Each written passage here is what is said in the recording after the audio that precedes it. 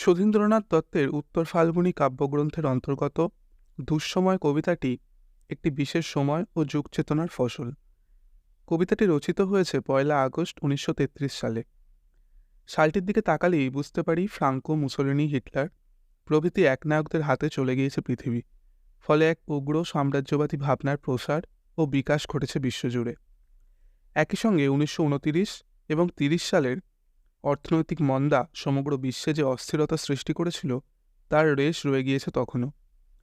এরকমই এক ডামাডোলের মুহূর্তে কবি লিখছেন, মোদের সাক্ষাৎ হলো অশ্লেষার রাক্ষসী বেলায়, সমুদ্রত দৈব দুর্বিপাকে। আমাদের জ্যোতির্বিজ্ঞান বলে যে 29টা জ্যোতির্মণ্ডলী রয়েছে, তার নবমটি হচ্ছে অশ্লেষা। 5টি হালকা তারা নিয়ে এই নক্ষত্রমণ্ডলীটি গঠিত। অশ্লেষা শব্দের দুটি বিপরীত অর্থ পাওয়া যায়। উপনিষদে একে অহি বা সর্প বলে চিহ্নিত করা হয়েছে। এর থেকে বিষাক্ত বেলা হিসাবে বা বিষাক্ত সময় হিসাবে একে চিহ্নিত করা যায়। আবার জ্যোতিষীদের মতে অশ্লেষা নক্ষত্র যদি কারোর পক্ষে থাকে তাহলে তার সুখ সমৃদ্ধি বাড়ে। তাহলে অশ্লেষার রাক্ষসী বেলা বাক্যটিকে দুভাবে দেখা যেতে পারে। একটি হলো বিষময় একটি সময় বা ভয়ঙ্কর একটি প্রহর, অথবা অশ্লেষাকে যদি আমরা সদর্থক অর্থে গ্রহণ করি তাহলে বলতে হয় সেই ভালো সময়কে, সেই সুখ সমৃদ্ধিকে গ্রাস করেছে রাক্ষসী বেলা। এখানে মোদের বলতে কবি নায়ক নায়িকা বা প্রেমিক প্রেমিকা যুগলকে বুঝিয়েছেন। কবিতায় পরবর্তীকালে নায়িকাকে সরাসরি সম্বোধনও করেছেন কবি। অর্থাৎ ধরে নিতে পারি নায়ক নায়িকার সাক্ষাৎ হয়েছে এই রাক্ষসী বেলায়, এই দুর্বিপাকের সময়ে। এর কিছুকাল আগেই রাজেশ্বরী দত্তের সঙ্গে সুধীন্দ্রনাথের ভালোবাসায় বিয়ে হয়েছে। ফলে নায়ক নায়িকার মিলনের একটি বাস্তব প্রেক্ষিত এখানে পাওয়া যায়। সমুদ্রত দৈব দুর্বিপাক, অর্থাৎ দুর্বিপাকটা ক্রমশ ঘনিয়ে উঠছে। এই সময়জোড়া দুর্বিপাকে, এই ভয়ঙ্কর প্রহরেই কবি নায়ক তার প্রেমিকার ও তার প্রেমিকার দেখা হলো।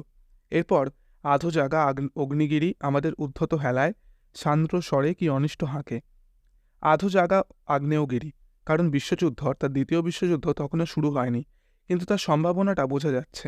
আগ্নেয়গিরি ফেটে পড়ার আগের মুহূর্তে একটি নিমগ্ন চাপা তরল স্বর আমাদের রক্তের ভেতরে যেন কোনো অনিষ্ট বা ভয়ঙ্কর দুর্ভাগ্যময় আগামীকে ইশারা করছে, এবং বিচ্ছেদের খড়গ কোথা যেন সানায় অসুরে, তারই প্রতিবিম্ব হেরি মুহুর্মুহু আকাশ মুকুরে। অর্থাৎ যখন নায়ক নায়িকার এক জায়গায় আসার কথা, যখন দুটো হাত আবদ্ধ হওয়ার কথা, তখন সময়জোড়া বিচ্ছেদের বার্তা বাজছে। মিলন মুহূর্তটিকে নষ্ট করে দেওয়ার জন্য যেন সারা পৃথিবী জুড়ে একটা প্রতিকূল সময় শুরু হয়েছে, এবং তারই প্রতিবিম্ব দেখা যাচ্ছে আকাশের দর্পণে। অর্থাৎ আকাশ জুড়ে যেন কালো মেঘ, সেখানে বিদ্যুৎ রেখা খেলে যাচ্ছে, যেন রাক্ষসী বেলায় কোনো অসুর তার ধারালো অস্ত্রে শান দিচ্ছে, যাতে বিচ্ছেদটাকেই সত্যি করে তুলতে পারা যায়। আকাশের এই দর্পণ এক অর্থে কালের দর্পণও বটে। এরপরের দুটি পংক্তিতে বিশ্বযুদ্ধের প্রাক মুহূর্তের ছবিটি স্পষ্ট করে তুলেছেন কবি। বজ্রধ্বজ প্রভঞ্জন রথ রাখি অলক্ষ্যে দূরে, ফুৎকারিছে দিগ্বিজয়ী শাঁখে। বজ্রধ্বজ অর্থাৎ এমন ধ্বজা যার থেকে বজ্র নিক্ষেপ হয়। প্রভঞ্জন রথ অর্থাৎ বায়ুতাড়িত রথ বা বোমারু বিমান। সুতরাং সাম্রাজ্যবাদের ধ্বজা ওড়ানো বিমান, যার মধ্যে লুকোনো আছে বজ্র নির্ঘোষ, সেই বিমান অদূরে রেখে যুদ্ধের শঙ্খধ্বনি বাজিয়ে চলেছে সাম্রাজ্যবাদী শক্তি। কবির মনে হয়েছে এখন পরিস্থিতি এইরূপ যে, আসে নাই সন্ধিলগ্ন অমাতভু কবরী এলায়, বৈধব্যের অকাল বিপাকে। মিলন মুহূর্ত এখনও সত্যি হয়ে ওঠেনি, সন্ধিলগ্ন এখনও আসেনি, কিন্তু তার আগেই অন্ধকার তার খোপা খুলে দিয়ে আলুলায়িত কেশ হয়ে গিয়েছে। এর দুটো দিক ভাবা যায়। এক, রাক্ষসী বেলা তার চুল এলো করে দিয়েছে, এবার তার হিংস্রতার প্রকাশ ঘটবে। আবার কবরী অর্থাৎ নারীর ভূষণ, বেণীবন্ধন, অর্থাৎ ভয়ঙ্কর সেই প্রলয়ের কালে প্রিয়তমার কেশ এলোমেলো হয়ে গিয়েছে। এই দুইভাবে আলোচ্য অংশটিকে ভাবা যায়। সময় জুড়ে যে রাক্ষসী বেলার অন্ধকার নেমে আসছে তা যেন মিলনের পূর্বেই বৈধব্যের অকাল বিপাক ঘনিয়ে তুলেছে। দ্বিতীয় স্তবকে এসে কবি সরাসরি নায়িকাকে নিঃশঙ্কিনী বলে সম্বোধন করেছেন। জানো নাকি নিঃশঙ্কিনী, যদিও বা সত্য হয় আজ আমাদের অবোধ স্বপন, যদিও মার্জনা করে ঈর্ষাপর ক্লীবের সমাজ, যুগলের অমর্ত্য মিলন। নিঃশঙ্কিনী অর্থাৎ যার শঙ্কা নেই, এই দুর্বিপাকেও যে ভালোবাসার কথা ভাবতে পারে। কবি বলেছেন, এই দুর্বিপাকের সময়ে ঘর বাঁধার অবোধ স্বপ্ন যদিও সত্যি হয়, এই মেরুদণ্ডহীন ক্লীবের সমাজ যদি নায়ক নায়িকার যুগল মিলনকে মেনেও নেয়, তথাপি নিষ্ফল সবই। আমাদের এই দুর্মর অতীত অতর্কিত ভূকম্পনে বিনাশিবে বিশ্বাসের ভিত। সময়ের এই ঘেরাটোপের বাইরে কেউ যেতে পারবে না, সকলে নিষ্ফল হবে। এখানে সুধীন্দ্রনাথের সেই চিরপরিচিত নেতিবাদী মানসিকতার ঝলক দেখা যায়। কবির মতে আমাদের ফেলে আসা অতীতের পাপ আমাদের ক্ষমা করবে না। অতর্কিত ভূমিকম্পে ভালোবাসার বিশ্বাসের ভিত টলে যাবে।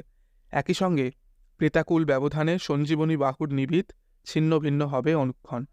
অতীত থেকে চলে আসা আকুলতার অভিশাপের ব্যবধান নায়ক নায়িকার ভালোবাসার বন্ধন ছিন্ন করবে প্রতি মুহূর্তে। কবির মতে অহৈতুকী অপব্যয়, অনুচিত অর্চনার লাজ, আস্ফালিবে স্তব্ধ দুঃস্বপন। ভালোবাসার এই অহেতুক অপব্যয় এবং মুগ্ধতা নিবেদনের এই অনুচিত লজ্জা এই কঠিন সময় আসলে স্তব্ধ দুঃস্বপ্নের মতো আস্ফালন করবে। উল্টো দিক থেকে বলতে গেলে এই স্তব্ধ দুঃস্বপ্নের আস্ফালনের মধ্যে যে কোনো অর্চনার লাজ তা আসলে অহেতুক অপব্যয়। কবিতাটির প্রথম দুই স্তবকে কবি নীতির কথা শোনালেও কবিতাটির সমাপ্তি নেতিবাচকভাবে হয়নি। সেই দিক থেকে কবিতাটিকে সুধীন্দ্রনাথের একটি ব্যতিক্রমী কবিতা বলা যেতে পারে। তৃতীয় স্তবকটি কবি শুরু করেছেন তবুও শব্দের প্রয়োগে। তবুও ফেরার পথ বন্ধ হয়ে গেছে একেবারে, কায় মনে তোমাকেই চাই। ফেরার পথ বন্ধ হয়ে গেলে, দেওয়ালের পিঠ ঠেকে গেলে ঘুরে দাঁড়াতে হয়। কবি বুঝতে পেরেছেন ভবিতব্য খুব সুখের হবে না, তবু তিনি কায় মনে প্রেমিকাকে কামনা করেছেন। এখানে প্রেমিকার শরীরের প্রসঙ্গটি উপেক্ষা করেননি কবি। সুধীন্দ্রনাথের কবিতায় স্বর্গ নেই, তিনি স্বর্গচ্যুত। তাই পরের অংশে তিনি বলেন, জানি স্বর্গ মিথ্যা কথা, তথাপি অলিক বিধাতারে রাত্রিদিন মিনতি জানাই। স্বর্গ মিথ্যা, তাই বিধাতাও অলিক, তবু কবি সেই অলিক বিধাতার কাছেই প্রার্থনা করেছেন তিনি যেন কবির কায় মনে চাওয়াটাকে সত্যি করে তোলেন। কবি এরপর বলেছেন, উন্মথি হৃদয় সিন্ধু সৃজনের প্রথম প্রভাতে, অভঞ্জিত সুধাভাণ্ড অর্পিলাম মোহিনীর হাতে। মৃত্যুর মাধুরী কিন্তু বাকি আছে, এসো আজ তাতে আমাদের অমরা সাজাই। অসাধ্য সিদ্ধির যুগ ফিরিবে না জানি এ সংসারে, তবু রুদ্র ভবিষ্যতে চাই। নায়ক নায়িকা দেখা হবার মুহূর্তটা যেন সৃষ্টির প্রথম মুহূর্ত। সেই মুহূর্তে হৃদয় মন্থন করে উঠে এসেছিল যে অভুক্ত সুধাভাণ্ড তা নায়ক রেখে দিলেন নায়িকার জন্য এবং বিষটুকু রাখলেন নিজের জন্য। কবিতার নায়িকাকে সুধাভাণ্ড দিলেন বটে, কিন্তু তিনি মৃত্যুকে অস্বীকার করতে পারেন না। সময়জোড়া সেই গরলের ঋণ রয়ে গেছে, কিন্তু ভালোবাসা যেহেতু নায়ক নায়িকাকে অমর করেছে, তাই এখন প্রহরজোড়া মৃত্যুর চাবুক যদি এসেও পড়ে তাহলেও কী বা আসে যায়। এতখানি ইতিবাচক ভাবনা সুধীন্দ্রনাথের কবিতায় খুব কমই পাওয়া যায়। কবি জানেন একটা দারুণ কুঞ্জবনে প্রেমের ঘর বাঁধা হয়তো সম্ভব হবে না আজকের পরিবেশে, তবু রুদ্র ভবিষ্যৎ আসুক, সে চোখ রাঙাক। যে সুধাভাণ্ড কবি এবং কবির প্রেমিকা পরস্পরকে অর্পণ করেছেন, সেই অমৃতটুকুই এই বিশ্বজোড়া গরলের মাঝখানে দাঁড়িয়ে স্বর্গ রচনা করতে সক্ষম।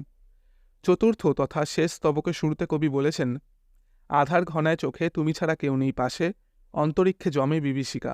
সময়জোড়া যে আধার পরিব্যাপ্ত, তার ফলে চোখে তো অন্ধকার ঘনাবেই। কবির পাশে নায়িকা ছাড়া এখন আর কেউ নেই।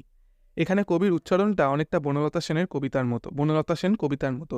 থাকে শুধু অন্ধকার, মুখোমুখি বসিবার বনলতা সেন। মনে মনে ভালোবাসার ঘর বানানো হলেও অন্তরিক্ষে বোমারু বিমানরূপ বিভীষিকা এখনও জমাট বেঁধে আছে। সে কখন সবকিছু নিশ্চিহ্ন করে দিয়ে যাবে কবির ধারণা নেই। কিন্তু যেহেতু ফেরার পথ নেই, তাই এগোতে হবে। সুতরাং কবি বললেন, লুব্ধ ভবিতব্যতারে রুদ্ধ করো দৃপ্ত পরিভাষে, হাতে হাত রাখো সাহসিকা। দ্বিতীয় স্তবকে কবি নায়িকাকে বলেছিলেন নিঃশঙ্কিনী, এখানে বললেন সাহসিকা। যে ভবিতব্যটা থাবা বাগিয়ে আছে লোভী শিকারীর মতো, তাকে দৃপ্ত পরিহাসে কবির প্রেমিকা রুদ্ধ করুক, এই কবির কামনা। এই পরিস্থিতিতেও কবি নায়িকাকে হাতে হাত রাখতে বলেছেন এবং বলেছেন, তোমার মাভৈ শুনে হয়তোবা লজ্জিত নিয়তি ফিরাবে, অভ্যাস ভুলে ঐকান্তিক সময়ের গতি। মৃত্যুর বিক্ষিপ্ত জালে দিবে বুঝি মোড়ে অব্যাহতি, সাপ মুক্ত হবে অহমিকা।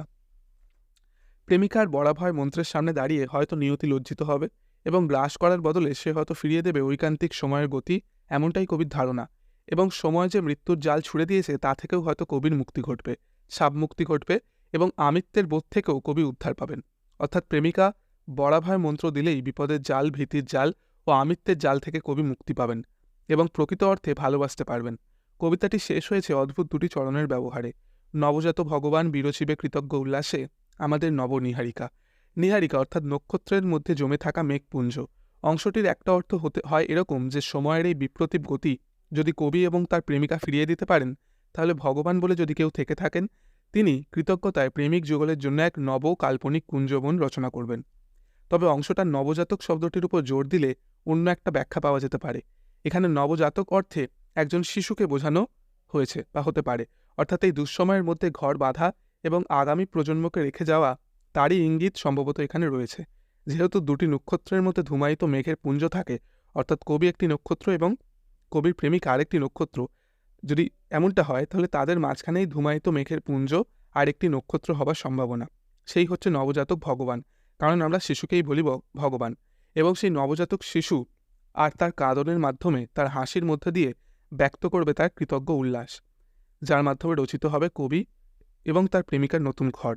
এবং সেই নবজাতক ভগবান এই দুঃসময়কে মিথ্যে করে দেবে।